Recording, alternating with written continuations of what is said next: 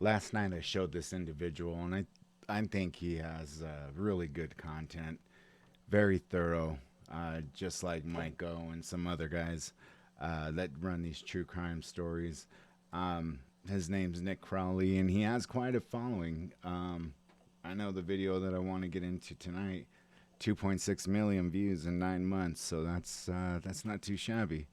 So let's go in and give it a view and see what this is about. Usually his content's a little bit more darker, but I think it's going to be a good one.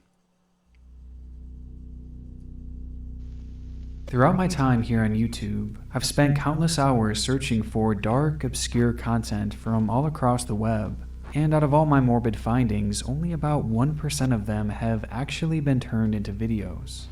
This happens for a few reasons, like some of the material being just too disturbing or too graphic to talk about. But mainly, it's because a lot of these topics I found don't really warrant a full video, at least not on my channel. So rather than just holding on to these topics forever, I decided to start a new series here and share with you all the chilling internet content that I've compiled throughout the years and will continue to compile for years to come.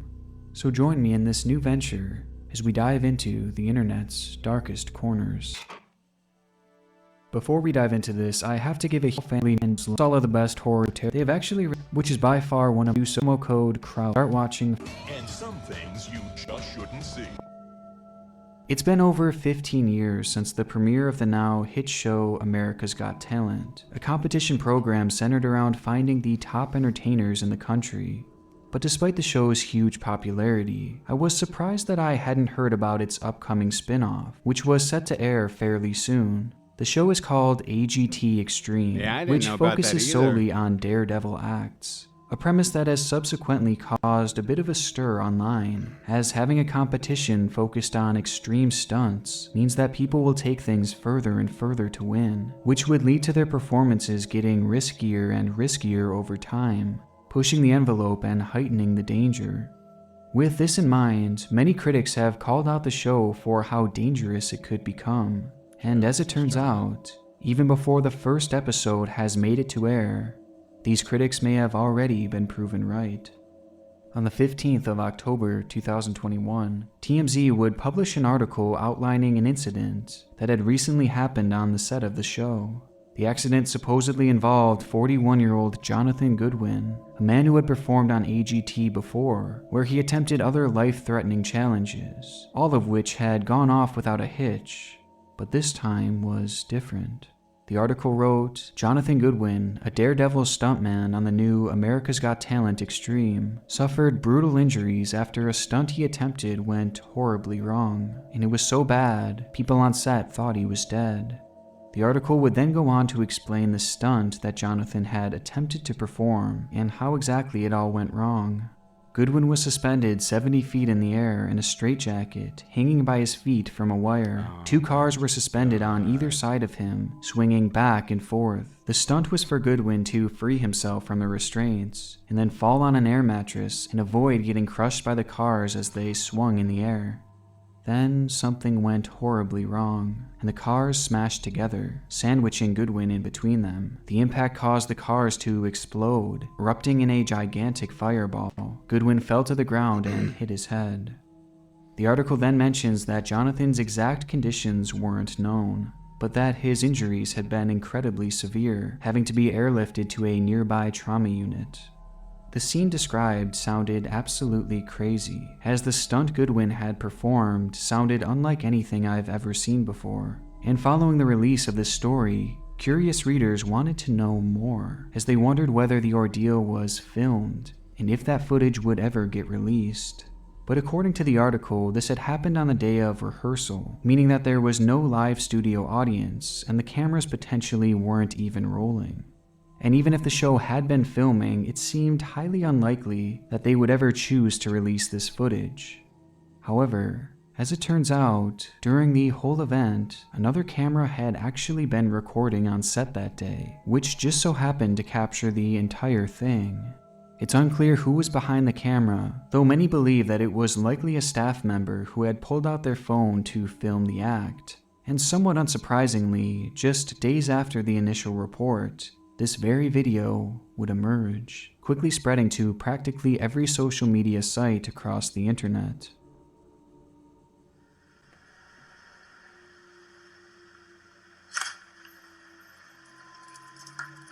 The cars are then seen colliding together with extreme force, as Goodwin is pinned between them. At that exact moment, the pyrotechnics in both vehicles go off, causing a massive explosion.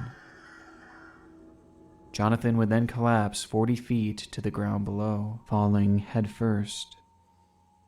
The video is horrifying, and it's easy to understand why people on set thought Goodwin had perished, as every time I watched the clip, I couldn't imagine how anyone could survive such a devastating incident.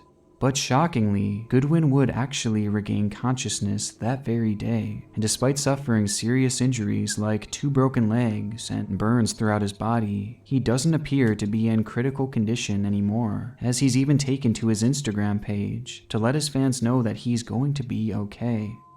And though his road to a full recovery is clearly going to be difficult, it's still amazing to see him alive and in such good spirits. Following the news breaking on this story, and the video finding its way around the internet, America's Got Talent has halted production on the show, and it's currently unclear where they will go from here. Though if they do decide to carry on with its production, I personally find it likely that this won't be the last time we see an accident like this.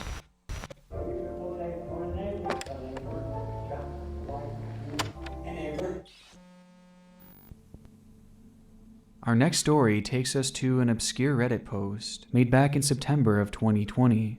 The story was told on the Legal Advice subreddit, as the original poster, or OP, was seeking help on a situation transpiring with her neighbor. OP described the situation as follows. I live in a duplex with my husband and my son, who is only a few months old. My father-in-law owns half of the duplex and is renting to us, and the other half is owned by an older woman and her adult daughter. My father-in-law has known the woman for over 15 years and told us before we moved in that the daughter was mentally ill and had strong delusions on occasion that caused trouble with the previous tenants. The last tenants apparently had to get a civil anti-harassment order placed against the daughter, but eventually moved out when the behaviors never stopped. Apparently, the neighbor accused them of kidnapping and abusing their children, as well as abusing their dogs. My husband and I brought our son home a few months ago, and we didn't have any issues with the neighbor until about 2 weeks ago. She has begun banging on and throwing things at the walls when our son cries. She screams at us as well, but I usually can't hear what she's actually saying, over the screaming baby. And the 2 dogs going absolutely ballistic because of the banging. It's absolute chaos, and it made my postpartum anxiety so much worse. Every time the baby cries, I experience intense panic, waiting for the screaming and the banging to start. We have called the non-emergency police line twice when I can't handle it anymore and I feel close to a meltdown. And the first time they talked to her and she stopped doing it as often, maybe once every 2 days. Tonight she is back and it is worse than ever. The air quality is so bad right now from the fires that I can't let the dogs out for long to stop them from barking. And the barking makes the baby cry harder, which makes the neighbors scream and pound on the walls harder. The officer I spoke with says that we can try to get a civil anti-harassment order placed, but he knew for a fact that her behaviors never stopped after the last tenants had tried that. And he says his unofficial advice would be to live somewhere else. Is that seriously my only option? We can't afford to move, but I can't keep living like this. The post was met with minimal engagement, as many glossed over the story, not thinking much of it, and those who did respond seemed to have a mixed reaction. Some actually sympathized with their neighbor, as sharing a wall with a screaming baby would obviously not be a fun situation, and especially for someone with a mental illness who seems to react negatively to loud stimuli. While others found the neighbor's response to be fairly worrisome, as it was clear that the behavior had been escalating. But whichever side these commenters took, they all seemed to be in agreement on one thing, that there wasn't much OP could do, other than simply move out. And with that, the post quickly faded into obscurity with no resolution to be found, quickly being lost in the endless content of Reddit. But surprisingly, the story wouldn't end there. In fact, nearly 7 months later, an update would be made, thrusting what was once an unknown story into the limelight. OP's post read, "Update. Neighbor bangs on shared duplex wall when baby cries." My first post never got much attention, but the outcome was pretty wild. In October of 2020, my husband and I were renting a duplex where my father-in-law owned the half we lived in. We brought our son home from the NICU in August, and towards the end of September, the neighbor, 40-year-old female, started to pound on the shared wall if she could hear him cry. The pounding escalated over the next 2 months. The neighbor bought a megaphone to yell through the wall and threatened to rip us apart. She called us child predators, and she'd yell obscenities and threats until 3 or 4 in the morning. The police were called multiple times, but they responded that nothing could be done about it. One officer said, "I'm going to kill you. See, it doesn't mean anything if I don't actually do it." The elderly mother hadn't been seen in several months, but requests for wellness checks were brushed off. The general advice I got was that as renters we couldn't do anything. It was also suggested that this was reasonable behavior, since the baby crying was probably really annoying.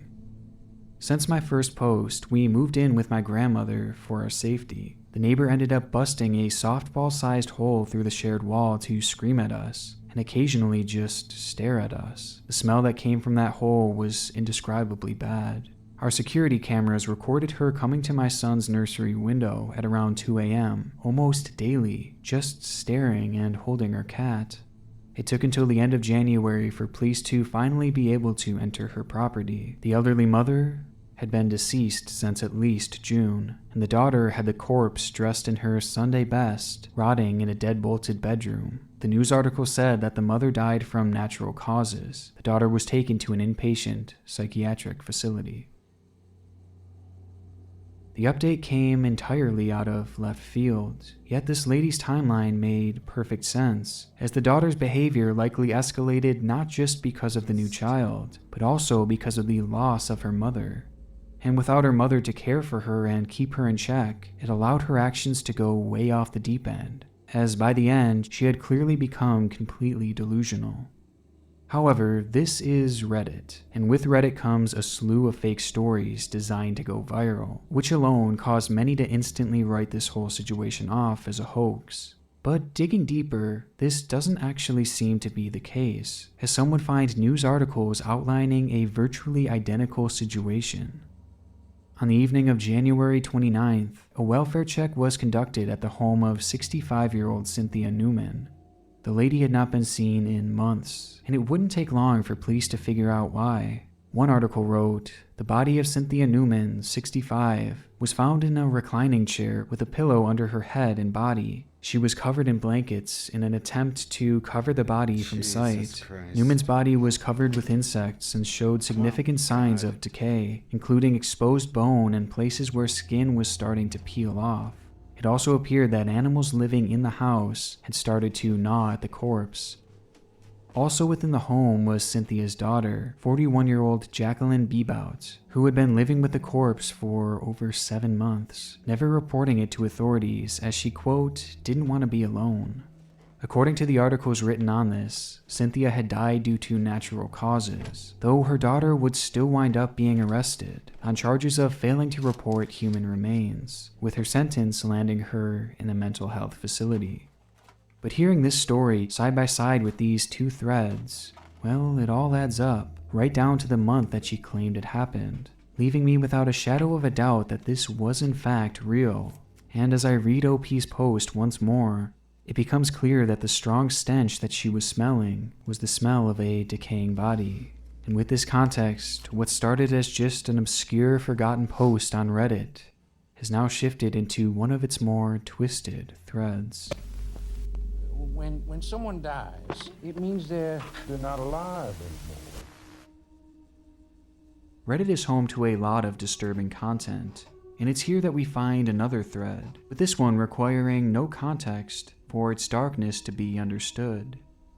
The post was made to Ask Reddit, where a user asks, "Redditors who know how much time they have left, how does your day look like?" The post proceeded to go viral almost instantly, as hundreds of people flocked to tell their stories, with all of the top results coming from those who actually suffered from some type of terminal illness. One user wrote, "ALS rapidly progressing. Every day I get worse. Couldn't get my shirt on today." Not really enough strength and energy to eat, though I am being yelled at for losing weight. No pain, for which I am thankful, but unable to do most things we take for granted. I have T-Rex arms now, probably won't be able to walk or stand in the next few weeks. I am working hard to get the prescription for death with dignity. This is not how I want to live. I think I'll be lucky to make it to Christmas, more like early November at this rate. I don't want to live like this anymore. Another says, my days are a mixed bag. Some days I don't want to get out of bed, and when I do, I can't seem to find the energy to leave the house. I have tumors all over my spine, so when things go really bad for me, my legs will probably be the first to go. This is my time, and it took me a lot of dying before I could take a deep breath and let go of the stress of living. Sometimes the best thing you can do is crack a beer and watch some TV and not feel guilty about it. It's easy to feel like you absolutely need to make each day count, but if I'm happy, I'm happy. The examples go on from there, as so many users have come. You know, one thing that was a little bit before my time, but I do remember it extensively, was the Doctor of Death. Well, there's two Doctors of Death, but one of them just really was a piece of shit in England. But Jack Kevorkian. And my opinion about it then hasn't changed till now.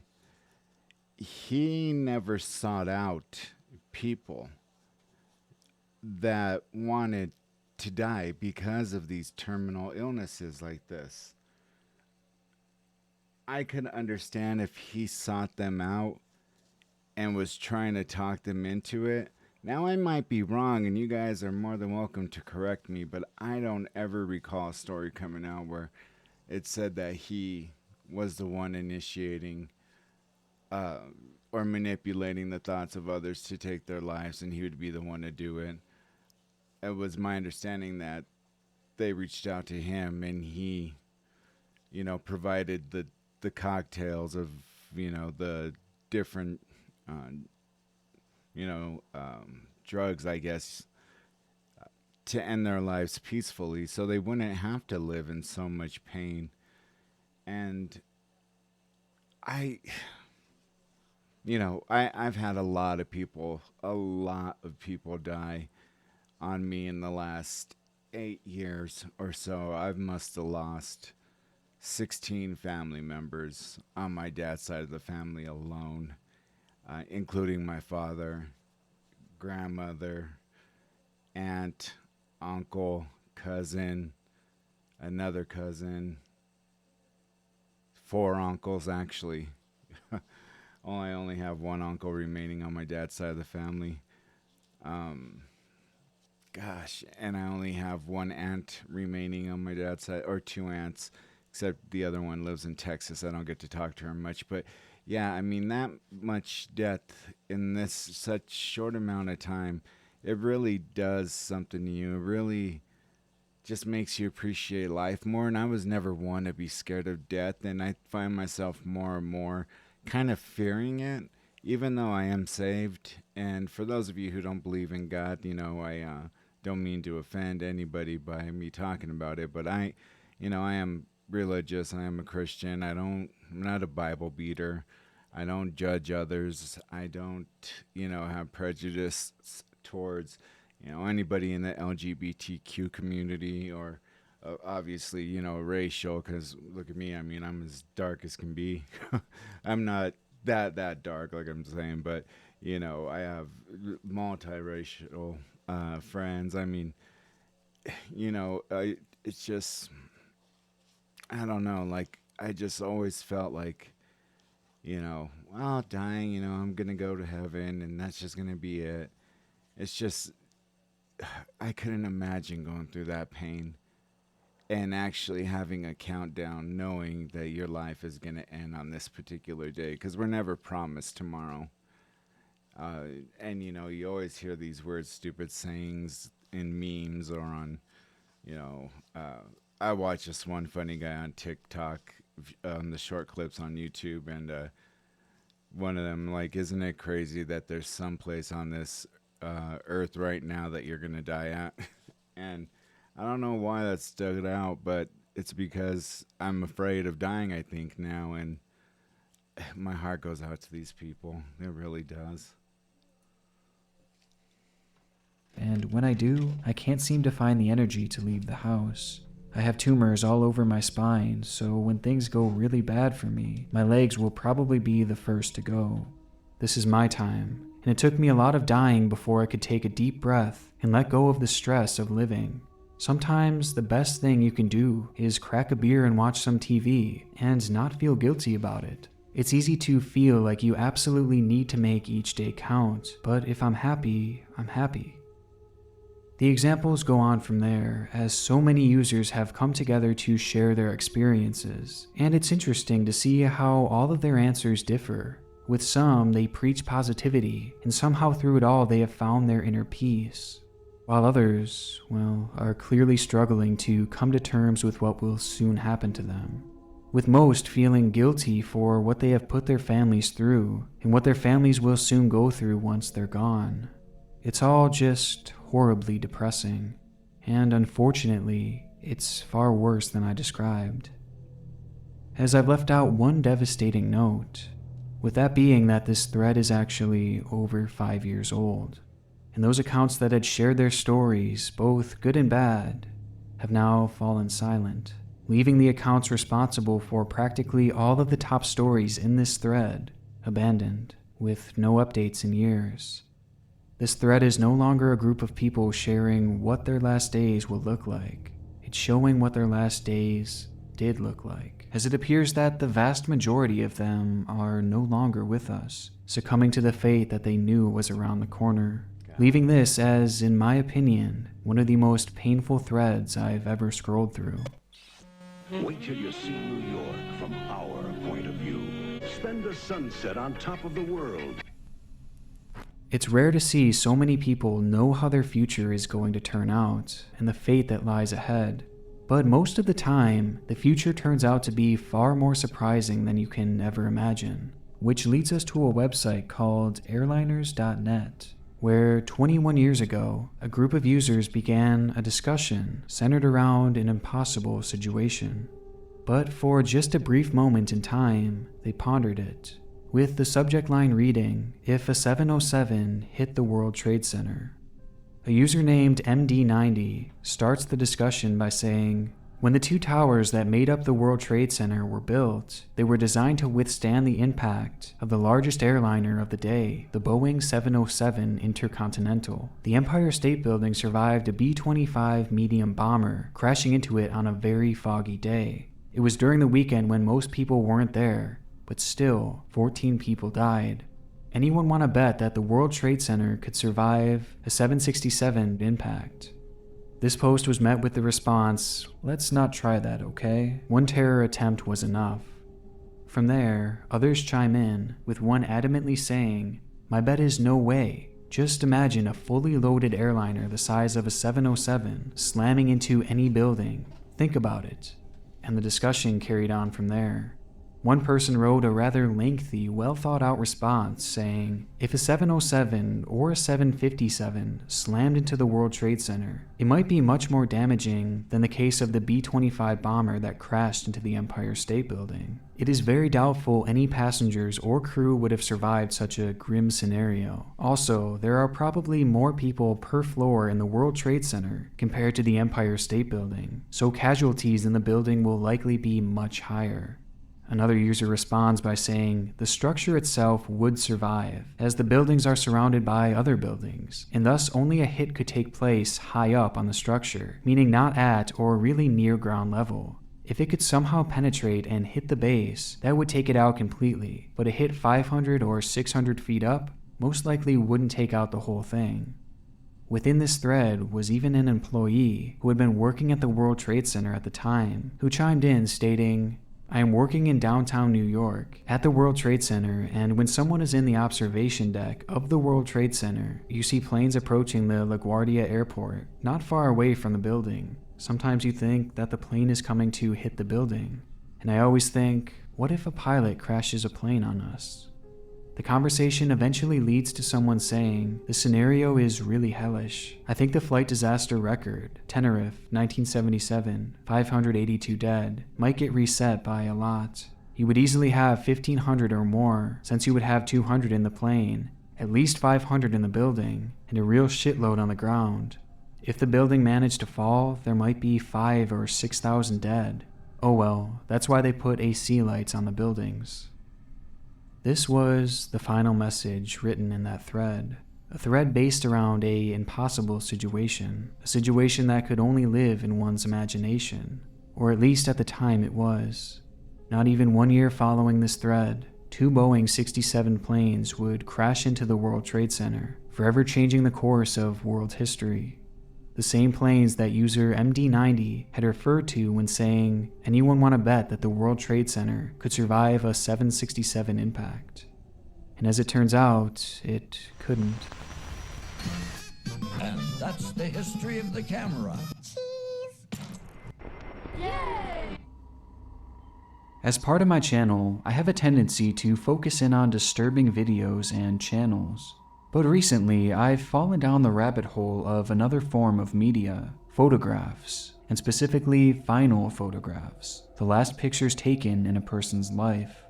And across the web, there are millions of examples of this, with an endless supply waiting in the future, as at some point, everyone will have their final picture taken, including you and I, whether we know it at the time or not. Many of the examples we can find today are heartbreaking or even inconspicuous, while others, well, are much more disturbing. On April 18th, 2021, a torrential rainstorm began to wreak havoc in Houston, Texas, along with many surrounding areas. The rain fell in excess of 24 inches within just a single day, flooding the streets and many of the waterways nearby, leading to roads being completely covered with feet of rushing water. And unfortunately for 21-year-old Darren Mitchell, he would be caught directly in its crossfire. After attempting to make his way home on Highway 105, the floodwaters quickly overtook the road around him, to the point that it was impossible for the car to move any longer, leaving Darren stranded in his vehicle at the mercy of the raging water that was rising quickly. And given the conditions of that road in particular, well, he knew rescue would likely be a long ways away. Before Darren knew it, the water had made it all the way up to the top of his car as it slowly began trickling in through the crevices. Growing increasingly helpless, Darren decided to call up his family just to tell him that he loved them, while also mentioning that he had managed to make it out of his car and that he believed he was going to be safe. Though sadly, this wasn't actually the case, as just minutes later, he would use his phone to snap this picture. He would then post the shot to Facebook with the caption, "And all I wanted to do was go home." Moments later, worried onlookers would witness Darren's truck begin to roll before flipping over completely and disappearing into the raging water. Darren's body would be recovered days later, leaving him as one of the 5 victims to fall to this deadly flood. Another chilling final photograph comes from an ex-couple who had been partaking on a hiking trip in the Alabama countryside. 18-year-old Jolie Callan and her boyfriend Lauren Bunner had been separated for some time, but the two decided to head out on one last hike as a chance for them to come to terms with the end of their relationship and hopefully start a new and civil friendship. By this time, Jolie had moved on with someone new and was all set to start college, but she wanted to remove any ill feelings with Lauren as she began this new chapter in her life. Together, the pair traveled up the mountains in Chia State Park, where Bunner would chronicle the entire day on his Instagram page.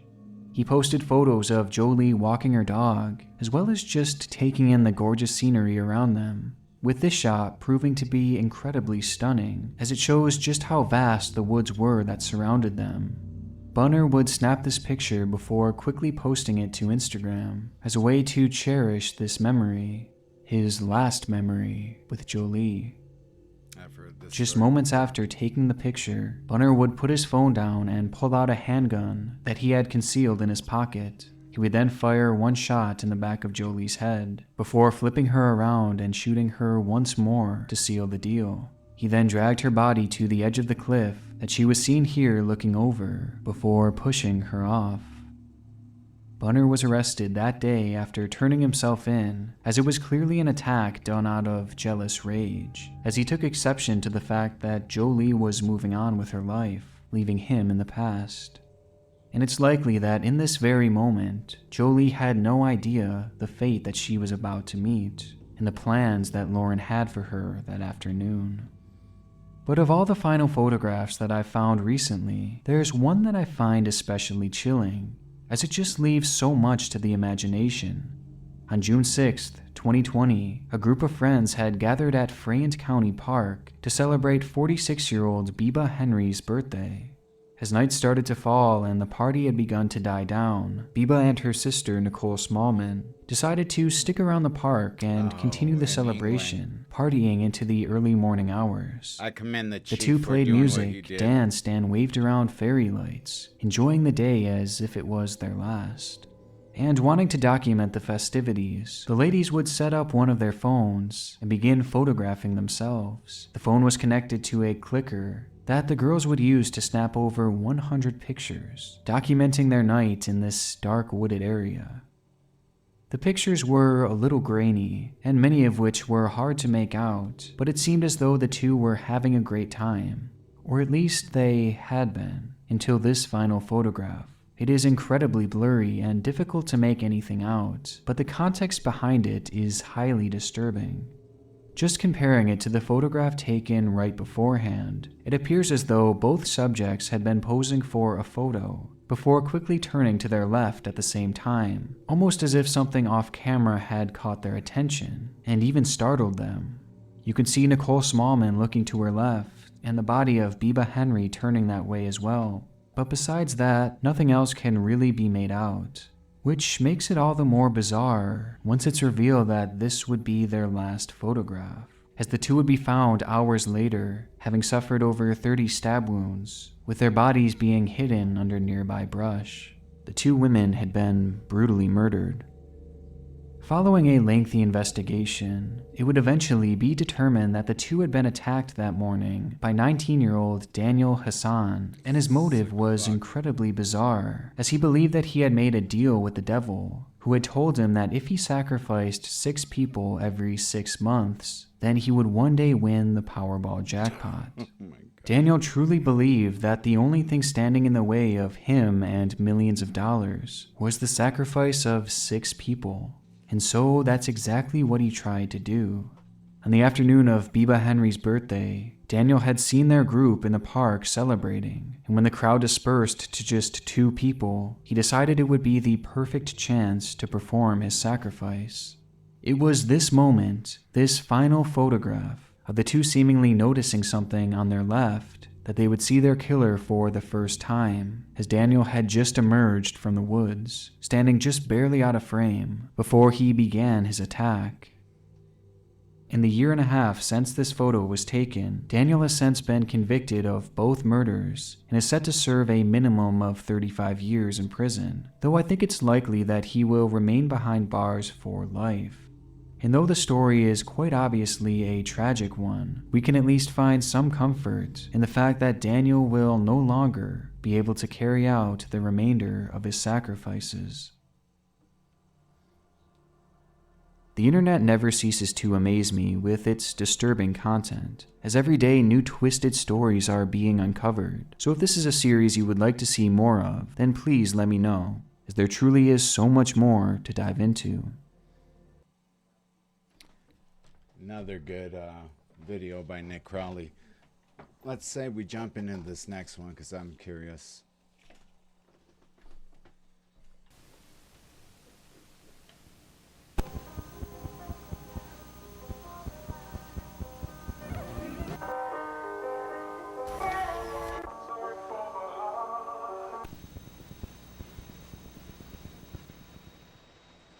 Elena Cohen is a singer-songwriter here on YouTube who began posting her music to the site in 2010. Having been just a teenager at the time, the young singer had come to the site to share her music with the world. in the hopes of someday making it big. But as we know by now, the internet can rear its ugly head at any moment, as there is darkness in all of its corners. And for Elena, this darkness would come in the form of online stalking and harassment that would all come to a head in 2014, when the singer would seemingly drop off the face of the earth. This is the disappearance of Elena Cohen. Before we dive too deep into this rabbit hole, I want to briefly thank today's sponsor, Babbel. Babbel is currently the #1 language learning app in the whole world, boasting an incredible 10 million subscriptions worldwide. Now, I've always been interested in learning new languages, as not only would it make traveling far more interesting, but it would also help greatly with my research, as I often find myself uncovering valuable resources that I'm unable to translate. And Babbel is one of the premier options when looking to learn new languages. The app is truly like no other, as it teaches you language for real life, essentially preparing you to use what you've learned in real-world settings. Personally, I've just started using the service to help me learn Spanish, and I can honestly say that I've been learning it at a much faster rate than I ever did even back in school. So go check out the link in the description, which will also give you up to 65% off of your very own Babbel subscription, and start learning a brand new language today.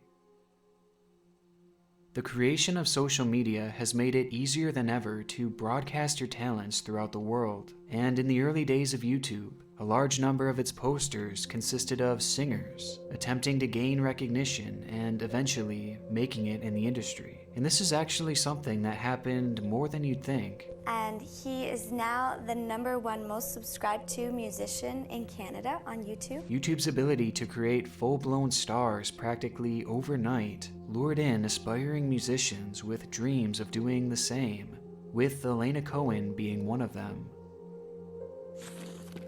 I know this one too. Her channel would launch all the way back in August 25th of 2006 under the name Elena XX, where she would start posting consistently in 2010. And like many of those stars who had caught their break on YouTube, Elena too had the voice to make it big.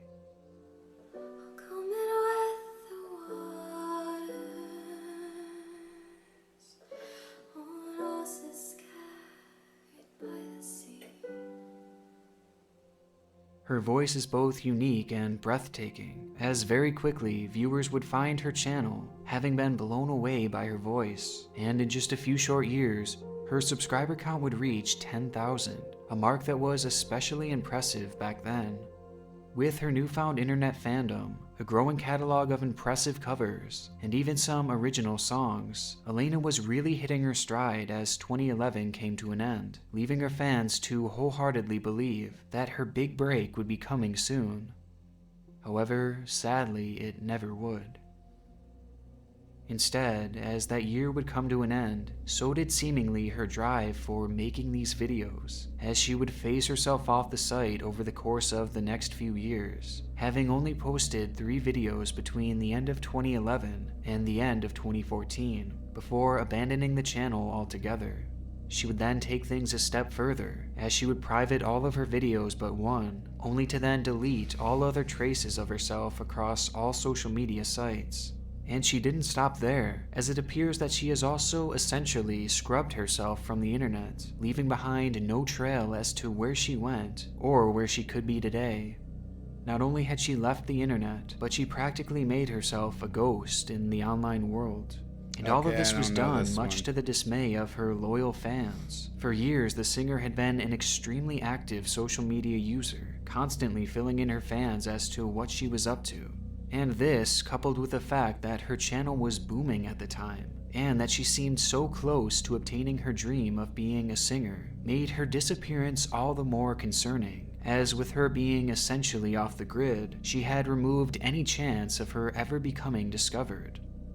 Having been left in the dark and without a real sense of closure, all her fans could do was speculate in the comments of her only remaining video as to what may have happened to the singer. And it was within these comments where we truly enter this rabbit hole. A year removed from privating all of her videos, a comment would appear by a user claiming to know what had happened to Elena. The man would write, The account is being managed. Elena is not alive anymore. I think she would want us all to be of one mind that a part of her was never truly alive. Never will another like you be walking among us, Elena.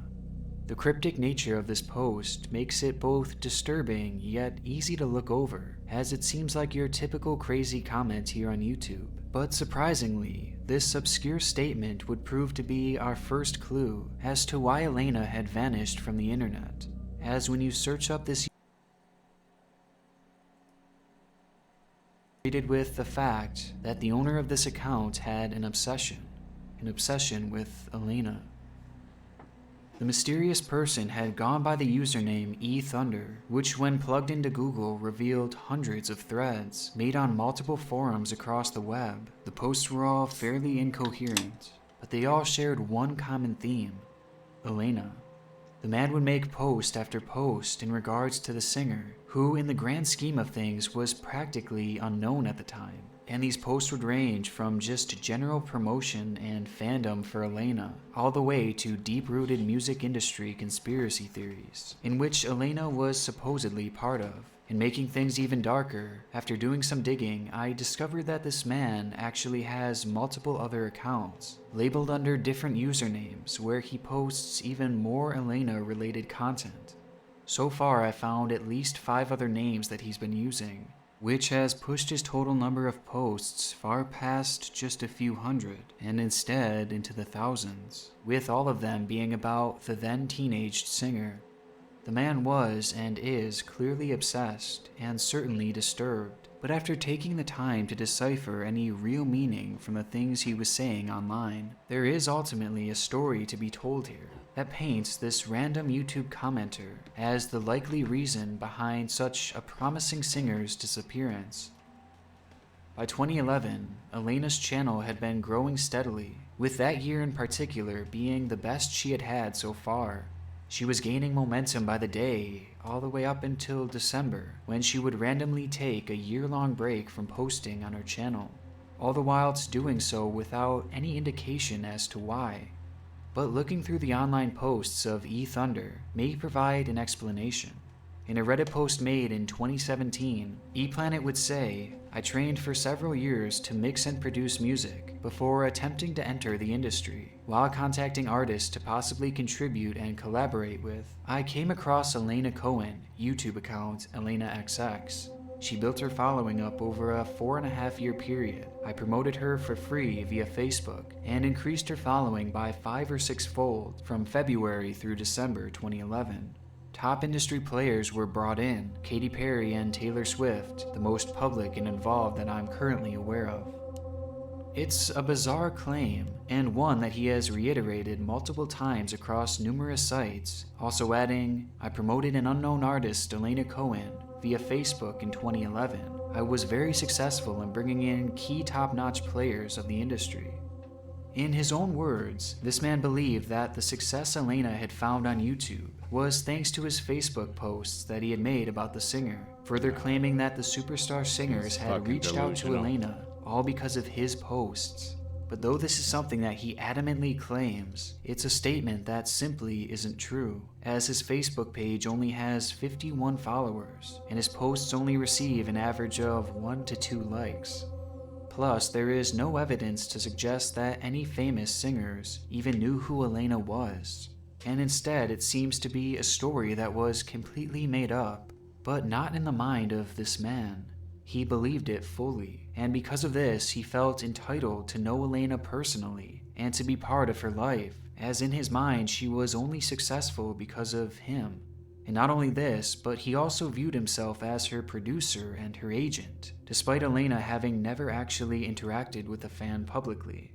And further following this idea, it's easy to disprove that this man is actually a professional music producer, as even subjectively, listening through his catalog doesn't exactly wield impressive results.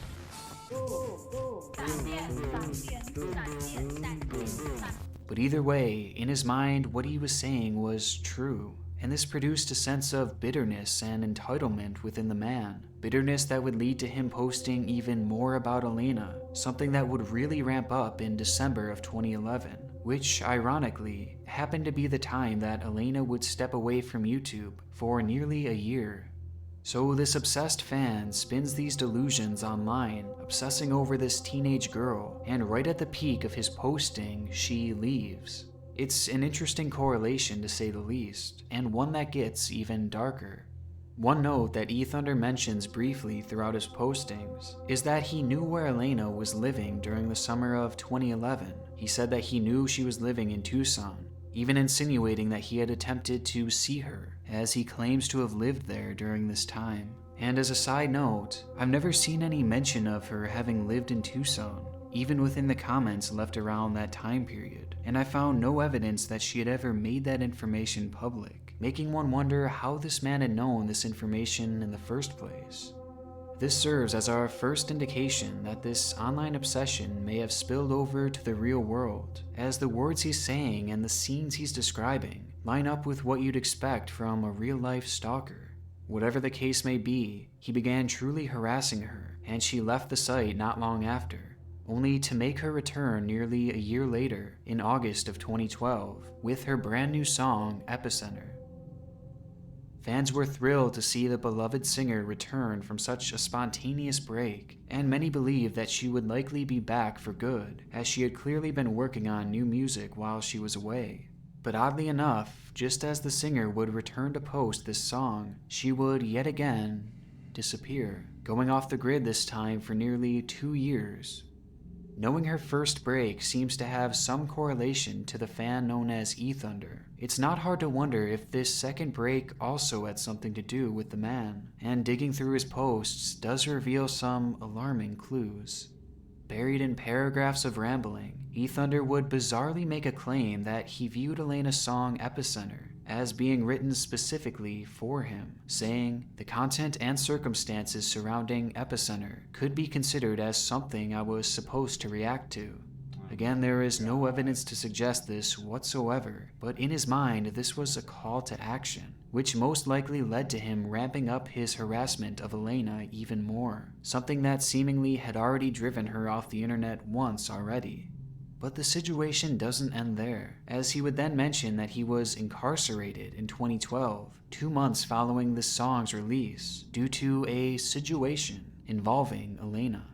He would say, "I sent Elena a project file and was arrested a few days after in 2012. I initially told her not to sign any contracts," further stating, "I was incarcerated related to this situation. I told an unknown artist not to sign any label contracts. When she was going into the studio, I was arrested 3 days later." The idea that this stalker had been arrested for a situation relating to Elena is clearly concerning and points to something having happened in 2012. And when he says he was arrested for simply sending Elena a project file, my mind immediately goes to one place, that eThunder had violated some type of restraining order. We already know that his harassment of Elena had hit its peak in late 2011 and continued throughout the year, something that caused Elena to go into hiding online. So it's possible that this time she had gotten some type of restraining order against him, as something as simple as sending a project file wouldn't likely lead to his arrest unless it violated some type of rules of his restraining order. However, it's also possible that a situation much more twisted led to his arrest, as he would go on to explain that he was also charged with carrying a knife that had a blade of over 3.5 inches, and in the arrest he was supposedly caught carrying it on UCSB campus in San Diego. Because of this, it's been speculated that Elena had either been attending the university or was simply in the area at the time, and eThunder had attempted to meet up with her, leading to his subsequent arrest. And given that he was carrying such a large weapon on him, one would question what his intentions were. This may further be insinuated by saying he was arrested right after she had went into the studio, something that he likely wouldn't have known unless he was actively following her. And though at this point it hasn't been confirmed, the obsessive poster would go the following 2 years without making a single post, lending credence to the idea that he was in fact arrested. Whatever it was that really happened between the two is impossible to know at the moment, though we can insinuate that something truly dark had happened, with eThunder clearly having been the aggressor. And this was all seemingly confirmed by Elena's next move. Days after the man's supposed arrest, Elena would take to her Facebook to announce that she would be going on a trip all the way to Africa, letting her fans know that she was going off the grid for a while. This was a trip that came out of nowhere and was left extremely vague, as she never said where specifically she was going or why she was going there in the first place. And given the stalking situation she was dealing with at the time, one would wonder if she was simply trying to throw this man off her trail. But with E-Thunder supposedly in prison and Elena off the grid completely, the channel would go into a state of dormancy for nearly 2 years before Elena would finally return with a new cover and a brand new original song in the year 2014. However, when she made her return, so did E-Thunder. According to his timeline, he had been incarcerated for 18 months due to the situation with Elena, and he had been incarcerated.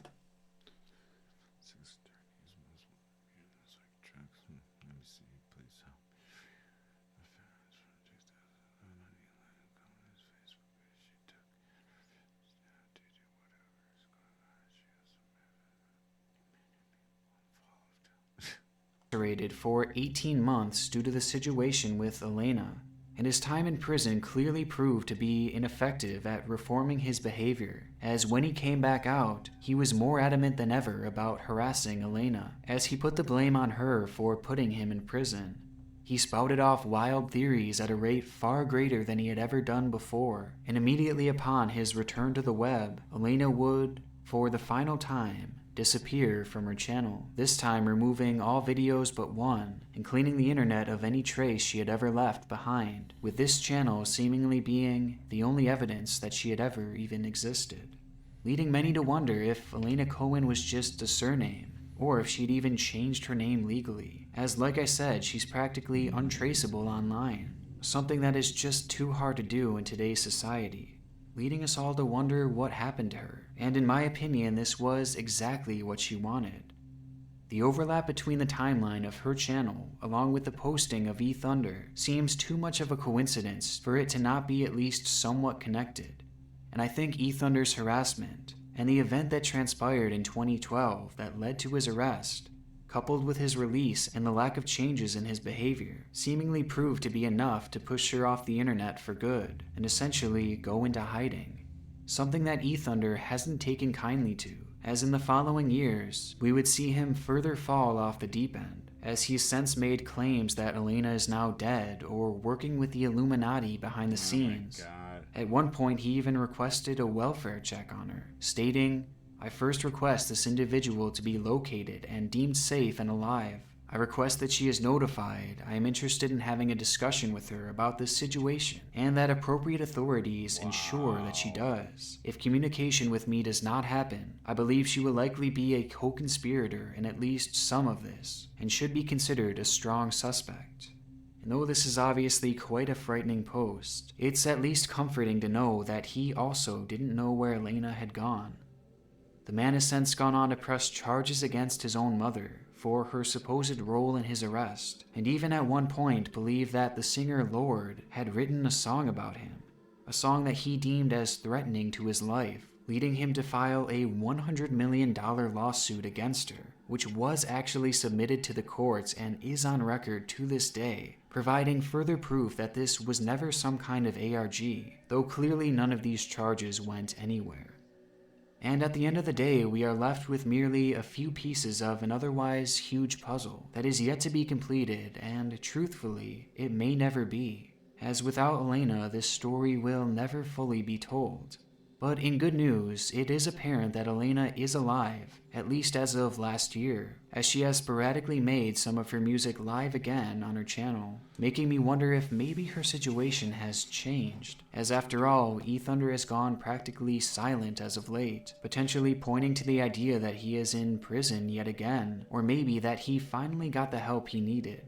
As I'm sure many have caught on, that it's pretty apparent that he does have some type of mental illness, something that I don't want to speculate on too much, but for that reason I am using an alias for his username, just to avoid any harassment, not only for his sake, but for Elena's as well, as I would ask you guys to please not make contact with him, as he could be dangerous to you or even Elena.